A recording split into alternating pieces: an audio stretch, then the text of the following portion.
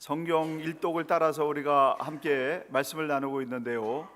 성경 일독을 따라서 매일 성경 읽는 분들이 몇 분이나 되시는가 손 한번 들어보시라고 그러면 좋겠는데, 그러면 좀 어려운 사태가 발생할 것 같아서 묻지는 못하겠습니다.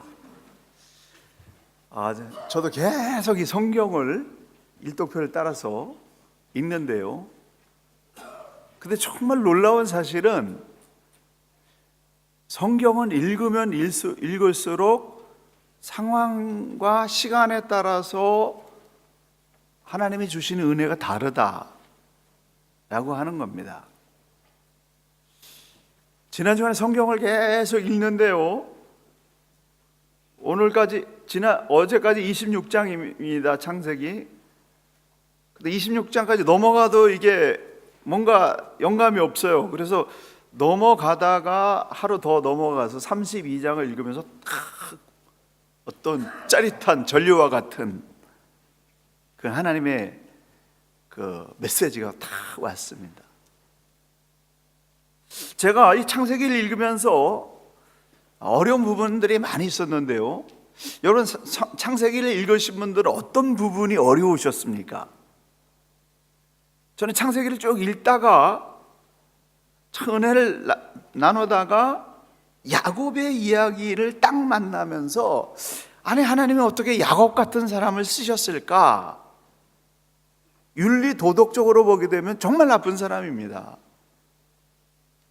형의 약점을 이용해서 형이 받아야 될 이 장자의 축복권을 빼앗았고, 아버지를 속였고 하나님까지 속인 이런 사람인데, 하나님은 어떻게 이런 사람을 이스라엘의 조상이 되게 하셨을까?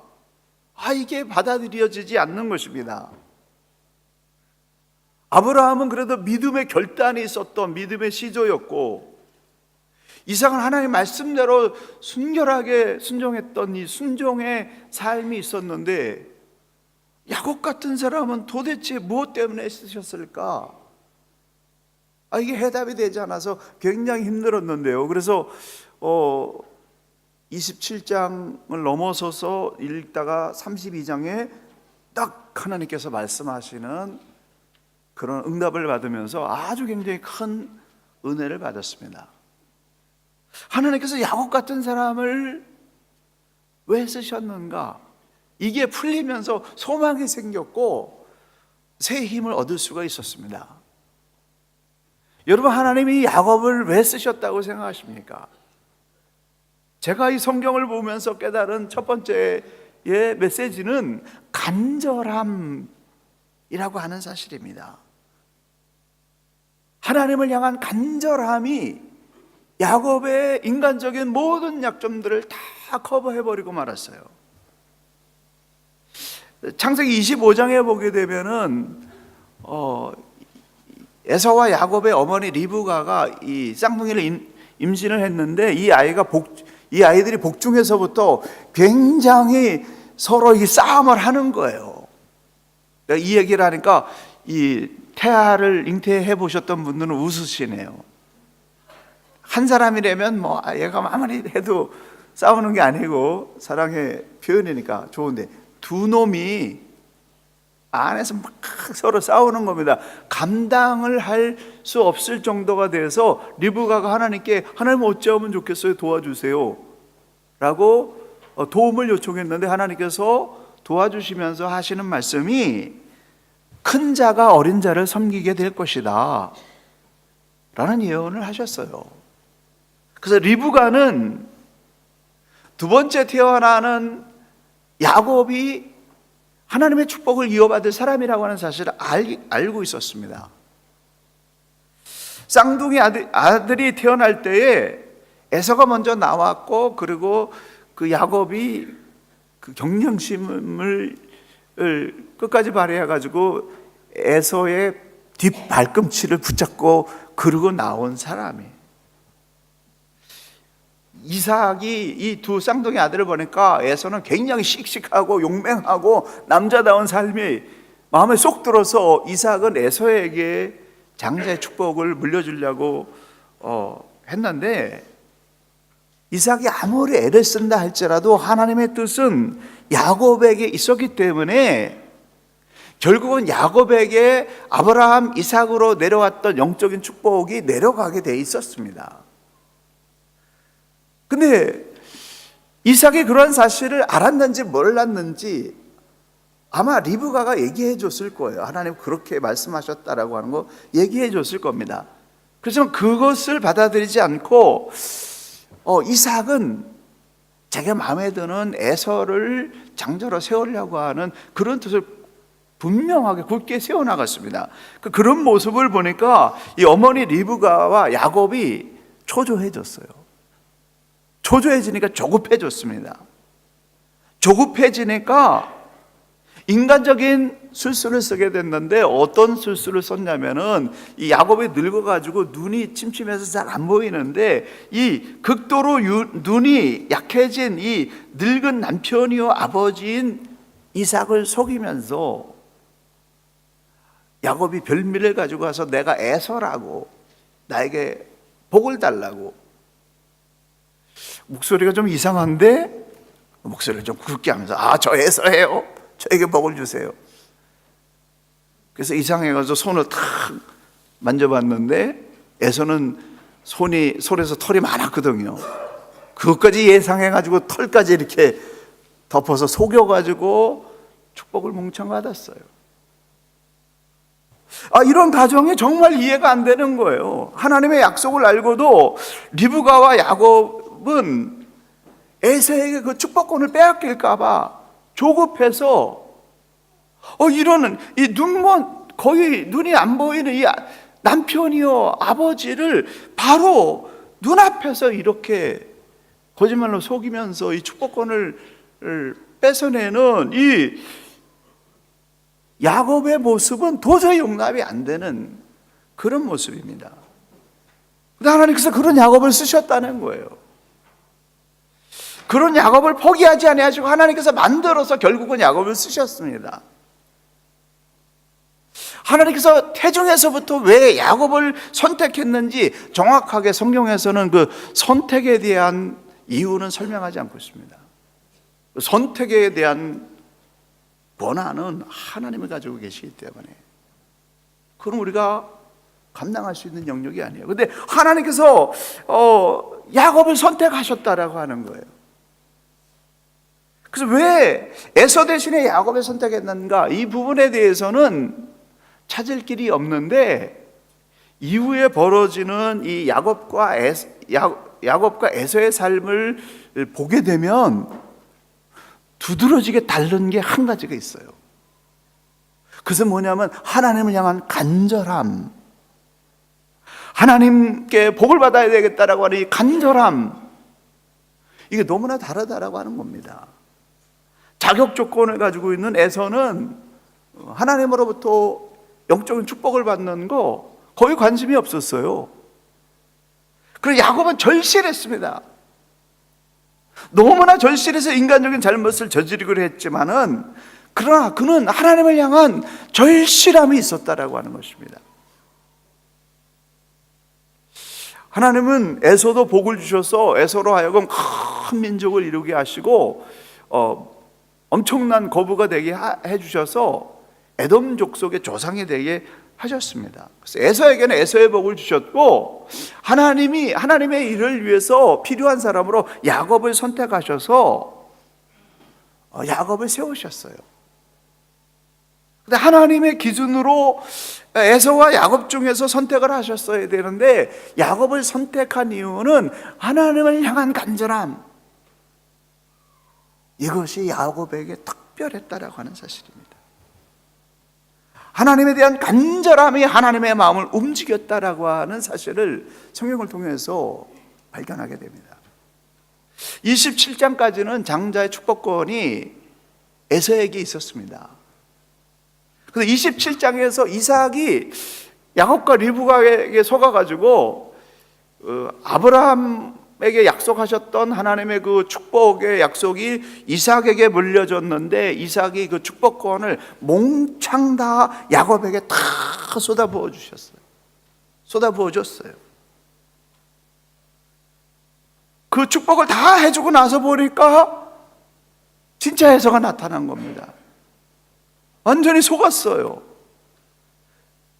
근데 그 속았다라는 사실을 딱 깨닫는 순간에 이삭은 분노하면서 그 축복했던 거 다 취소다 라고 말하지 않고 에서에게 이것은 하나님의 뜻이다, 돌이킬 수 없는 하나님의 뜻이다 라고 하는 사실을 인정하고 받아들였다 라고 하는 사실입니다.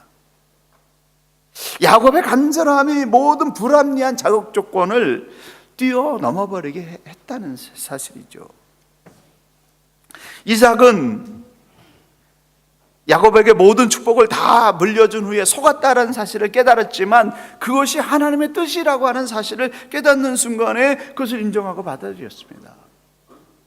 그래서 순종이란 받아들이는 거예요. 한번 따라 하실까요? 순종이란 받아들이는 것이다.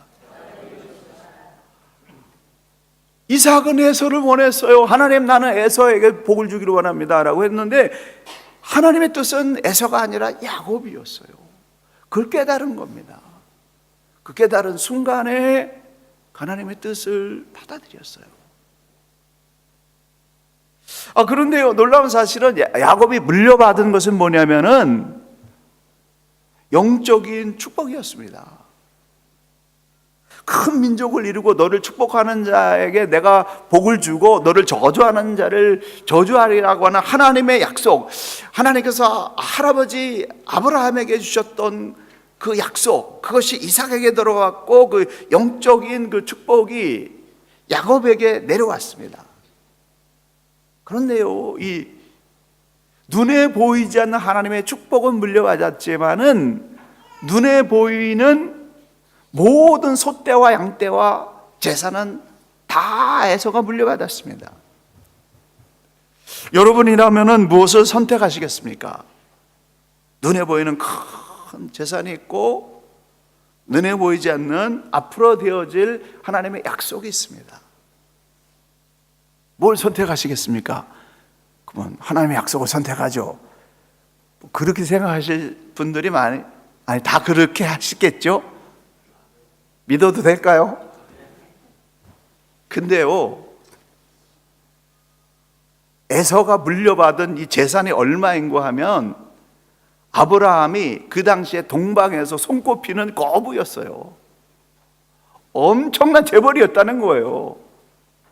그 재산을 다 포기하고 안에 가만히 있으면은 그 에서가 장자의 복을 받아도 이 2배는 에서가 받고 3분의 1은 야곱이 물려받는 거거든요. 그러니까 굉장한 거 물려받는 건데 그것마저 다 포기하면서 하나님의 축복을 받는 그 선택을 했다라는 사실입니다. 그리고 그 선택을 한 결과 그 순간부터 엄청난 고난이 야곱을 휘몰아치기 시작했습니다. 여러분, 이 야곱의 선택 과연 할 수 있을까요? 그런데 우리 교회 안에서 야곱 같은 선택을 하는 사람들이 나오고 있어요. 다음 세대들이 정말 1세대의 이 간절한 신앙을 물려받아가지고 영적인 그런 축복을 선택하는 그런 사람들이 나오고 있습니다. 저희 교회 자녀 중에 한 사람이 던니든에 내려가서 치과 의사 공부를 5년 동안 다 마쳤어요. 그래서 이제 치과 의사로 출발하면 됩니다. 근데 하나님 감동이 있어서 신학 공부를 한번 해봐야 되겠다. 그래서 치과 의사로 출발하기 전에 하나님 말씀을 배우겠다고 크라이스처치로 다시 돌아와서 레이드로 칼리지에 내년에 입학한다고 합니다. 그런 자녀들이 계속 나오고 있어요. 그리고 우리가 몇 년 전부터 다음 세대 양육자 100명 이상을 길러야 된다라고 그렇게 간절히 기도했는데 드디어 우리의 다음 세대 중에 2사람 요번에 신학대학을 졸업하고 사역을 시작해야 되는 그런 정점에 서 있습니다. 영적인 축복을 사모하는 간절함이 1세대에서 다음 세대로 이어가고 있는 중이에요. 이런 간절함이 야곱의 간절함이 되어서 야곱처럼 오늘 이 땅에 하나님의 나라 이스라엘을 세우는 영적인 부흥이 저와 여러분을 통해서 우리 다음 세대를 통해서 일어나게 될 줄로 믿습니다. 두 번째, 하나님의 부르심을 받아서 그 부르심에 응답한 사람은 그때부터 인격의 훈련을 받게 됩니다. 하나님의 선택을 받은 사람은 하나님의 복을 받아가지고 그 순간부터 그냥 모든 게 다 해결되는 그런 게 결단코 아니에요. 저희 어머니가 제가 신학대학을 가겠다고 그랬더니 3일 낮 3일 밤을 통곡하시며 우셨어요. 왜냐하면 그게 너무나 힘든 길인 줄 알았고 당신의 아들만은 그 길을 가지 않기를 원하셨기 때문에. 지금은 완전히 달라지셨지만 그만큼 어려운 길입니다. 하나님의 축복을 향한 간절함이 야곱을 정말 다 내려놓고 영적인 축복을 받는 그 축복권만 선택하게 했는데 그 축복권을 선택하는 순간부터 혹독한 고난이 몰려오게 되었고, 그래서 빼앗긴 에서가 야곱을 죽여야 되겠다라고 하는 독한 마음을 먹게 되는 그런 상황이 시작됐습니다. 그 사실을 리브가가 알아서 야곱을 외삼촌 라반에게 피신시키게 되는데, 도망가는 그 첫날 밤 베델에 이르렀을 때 그때 하늘문이 열리면서 천사들이 오르락내리락 하면서 그런 영적인 꿈을 꾸었고, 하나님께서 야곱에게 땅의 복과 자손의 복을 허락해 주시면서 네가 어디로 가든지 내가 항상 함께 있겠다라고 하는 함께 하심의 복까지 허락해 주셨습니다. 영적인 선택을 하게 되면 물질적으로 현실적으로는 고난이 오지만은 하늘문이 뻥 열려서 하나님과 교제하게 되는 이런 영적인 체험, 생생한 그런 동행하심이 시작된다라고 하는 겁니다. 주를 위해서 결단한 많은 사람들이 어떻게 그 어려움을 견뎌내느냐? 하늘문이 열려서 하나님이 역사하시는 영적인 생생한 체험이 있기 때문에 그 힘으로 견뎌내는 겁니다. 그래서 이 고난과 하나님 함께 하심, 이게 동시에 와요. 그런데요, 야곱이 라반의 집에 피신하면서 이 연단을 시작받기 시작했는데, 연단의 첫 번째 스텝이 뭐냐면은 에서를 속이고 아버지 이삭을 속였던 그 속임에 대한 대가를 지불하는 거였습니다. 라반에게 10번 속습니다. 10배로 되갚는 거예요. 대갚음을 당하는 거예요. 간절함이 있다고 하나님께 선택됐다고 모든 게 다 해결되는 거 아닙니다. 하나님께 쓰임받을 만한 인물이 되기 위해서 윤리 도덕적으로 잘못을 저질렀던 그 모든 대가를 다 지불하게 하세요. 사람을 만드세요. 에서와 야곱에게 잘못한 거 외삼촌 라반에게 그대로 다 당했습니다. 라반의 집에 가니까 라헬이 너무나 사랑스러워가지고 라헬을 섹시 삼아야 되겠다 생각해서 7년 동안 임금 안 받고 종으로 일했습니다. 그래서 드디어 7년째 되는 날 결혼식을 했는데요, 첫날발 치르고 나서 일어나 봤더니 라헬이 아니라 레아였어요. 완전히 속은 거죠. 분노해서 일어나가지고 삼촌에게 달려갔더니 삼촌이 하는 얘기가, 우리나라의 풍습에는 동생을 언니 먼저 시집 보내는 법이 없다. 그래서 그렇게 했다라고 하는 가벼운 해명만 들었을 뿐입니다. 그래서 라헬을 얻기 위해서 다시 7년 동안 노예처럼 일했습니다. 하나님은 참 공평하시고 위대하신 하나님이에요. 하나님은 야곱만 사랑하신 게 아닙니다. 에서를 사랑하셔서 그에게도 큰 민족을 이루게 해주셨고요, 라헬만 사랑하시는 것이 아니라 남편에게 진실한 사랑을 받지 못한 이 레아에게는 6 아들을 낳을 수 있는 이 자녀 생산의 복을 주시고, 그 아들 가운데 장차 이스라엘을 이끌어가는 그런 유다를 탄생하게 하는 그런 복을 주셨어요. 그래서 하나님은 정직한 자는 정직한 대로, 선택한 자는 선택한 대로, 문제가 있으면 대가를 지불하게 하시고 고치셔서 축복해 주시고 바르게 사용해 주시는 하나님이라는 사실입니다. 그런데 분명히 알아야 될 사실은, 어떤 사명을 받았던지 그 사명을 감당하기 위해서는 그 사명을 감당할 만한 인물이 되어야 된다는 거죠. 그래서 하나님께서 고난으로 연단하십니다. 사람을 만들어 가신다는 겁니다. 은혜 받았다고, 성령의 불 받았다고, 어떤 특별한 은사 받았다고 하루아침에 만들어지는 것이 아니라, 은혜 받은 후에 본격적인 신앙의 연단이 시작이 되는 겁니다. 그래서 고난은 사랑의 표식이에요. 하나님, 나만 왜 이렇게 어려움을 주세요? 왜 나만 미워하세요? 그렇게 할 때마다 여러분, 하나님 왜 그러시는지 알아야 돼요. 여러분을 특별히 그만큼 사랑하시기 때문에, 어떤 부분에 있어서 여러분을 쓰시기를 원하시기 때문에 계속 사인을 주시는 거예요. 만들어 주시는 것이다라고 하는 사실입니다. 그래서 고난은 하나님의 사랑의 표현이에요. 하나님께서 무언가 쓰시기 위해서 만드시는 과정이라는 사실입니다. 그러므로 고난을 두려워하는 사람이 아니라 고난도 끝까지 견뎌내는 야곱과 같은 인생이 되시기를 예수님의 이름으로 간절히 축원합니다. 예수 믿는 사람의 특별은 뭐냐? 고난을 견뎌내는 힘이 있는 거예요. 마지막으로 야곱이 하나님 앞에 모든 그런 연단을 다 받고 마지막 시험을 통과했는데요, 아브라함의 믿음의 조상으로 완전한 믿음에 도달하기 위해서 모리아산에서 이삭을 바치는 그러한 마지막 테스트를 통과했듯이 야곱에게도 마지막 관문이 있었습니다. 야곱이 에서를 피해서 라반의 집으로 도망갈 때 나이가 76세였어요.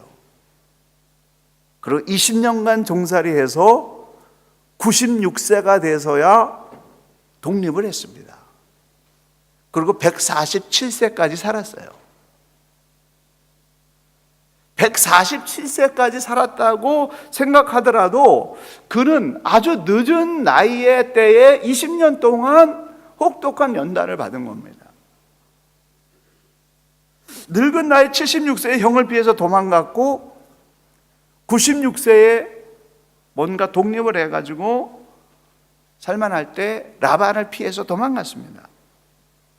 도망가는 인생. 뭔가 뜻을 정해서 하나님의 은혜도 받고 축복을 받았는데 어떤 극단적인 어려움이 오면은 그것을 피해서 도망가는 그런 삶이 야곱에게 계속 일어났었습니다.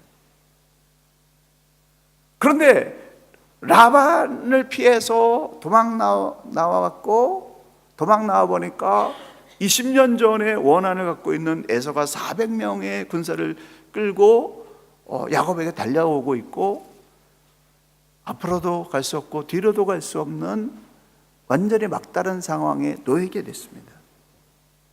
인생은 참 그런 것 같아요.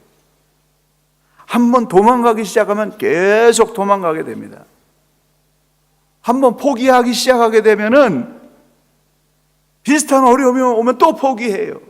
어떤 어려움, 인생의 문턱을 넘어야 되는데 그 인생의 문턱을 넘지 못하고 포기해서 돌아서게 되면 당분간은 잘 되는 것 같지만 그 문턱을 또 만나면은 포기하는 그런 도망자의 삶을 사는 경우가 많습니다. 야곱은 20년 전에 해결하지 못한 사건 때문에 다시 그 사건 앞에 서게 된 겁니다. 다 해결해서 없어진 줄 알았는데 20년 후에 더 심각하게 400명의 군대가 죽이기 위해서 몰려드는 그런 상황을 만나게 됐습니다.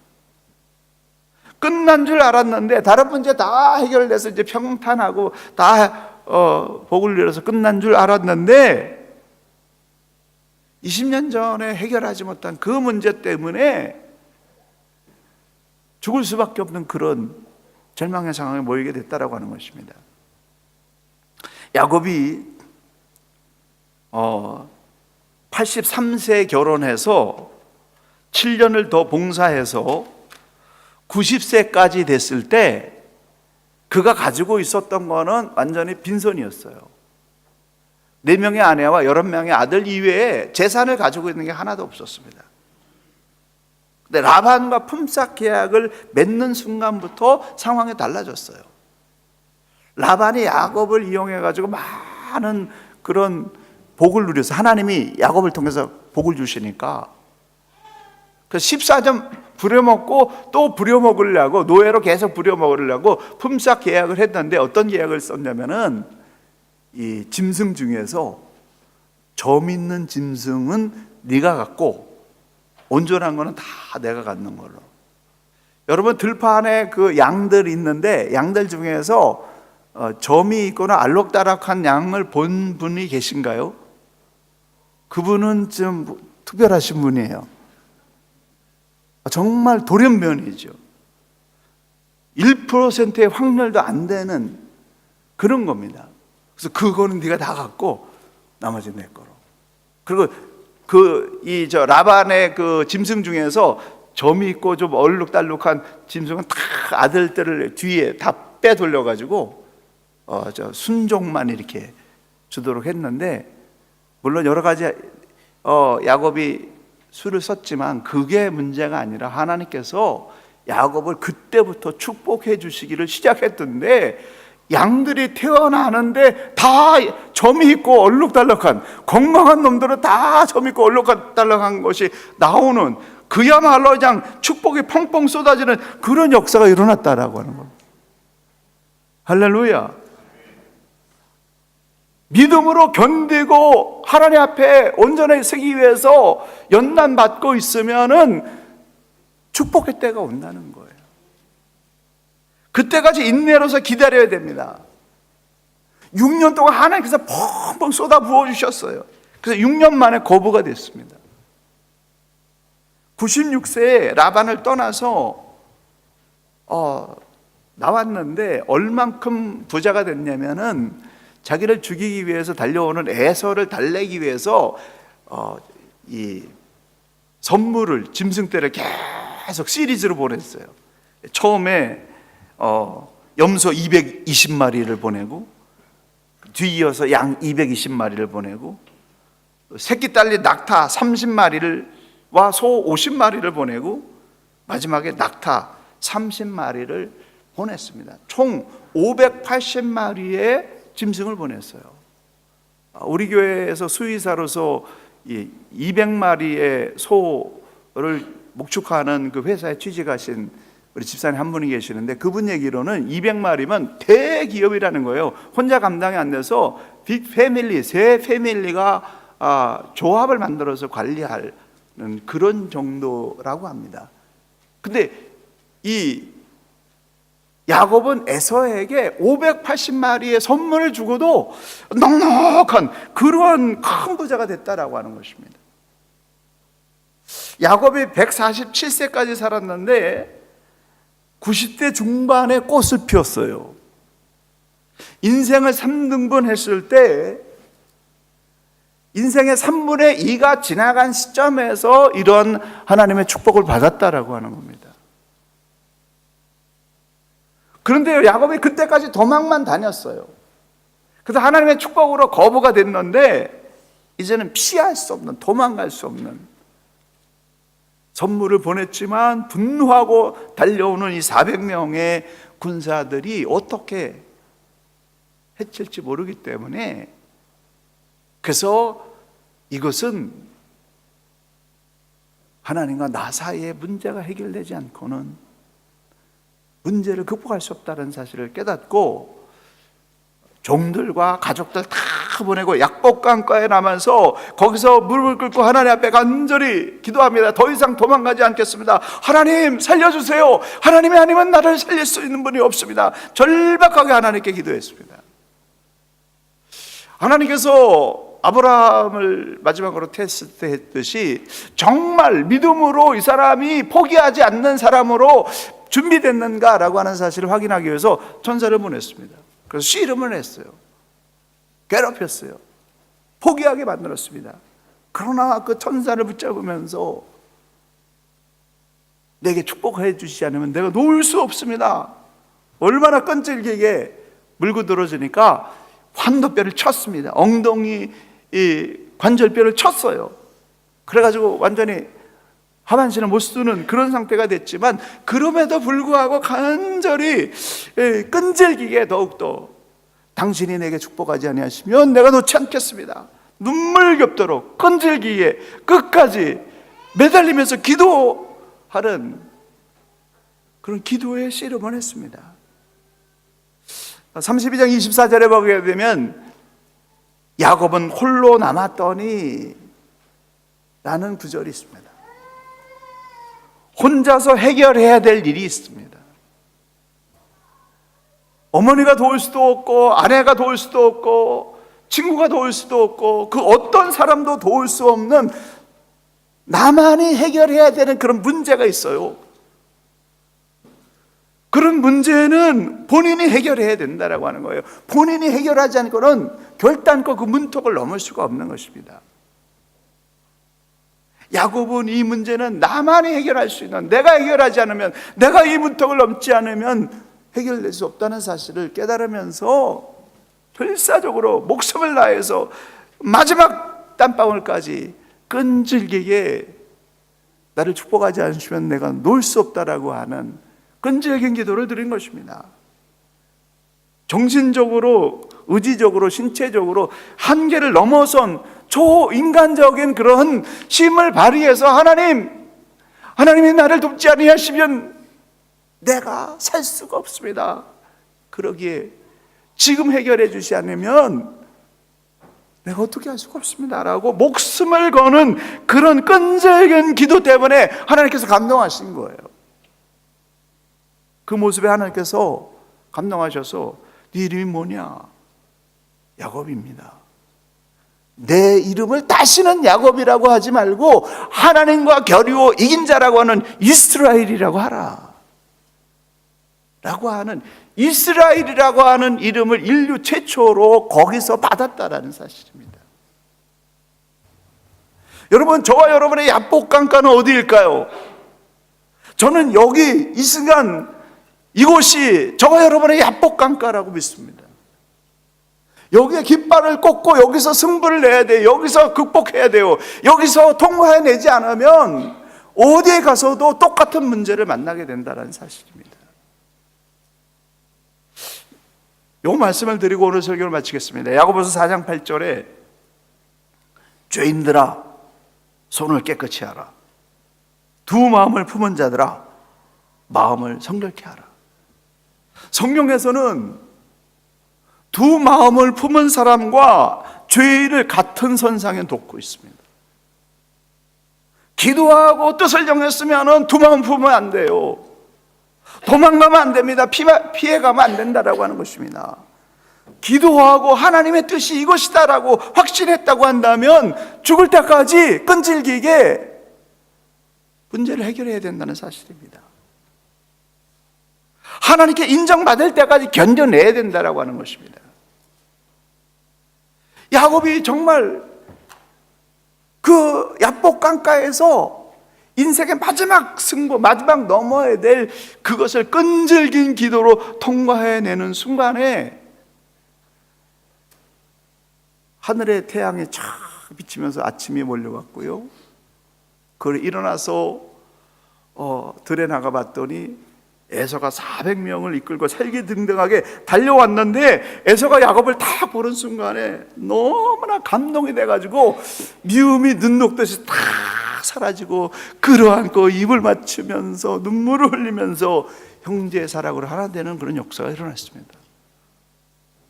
사랑하는 성도 여러분, 간절함, 그걸 하나님께 쓰임받기 위해서는 어떤 대가도 지불해야 하겠다라고 하는 그러한 마음, 그리고 하나님께 인정받을 때까지 끈질기게 기도하고 견뎌내는 이 끈질김의 승리가 저와 여러분에게 이루어져서 하나님이 야곱을 쓰셨듯이 이 시대에 하나님께 쓰임받는 거룩한 하나님의 사람들 되시기를 예수님의 이름으로 간절히 축원합니다.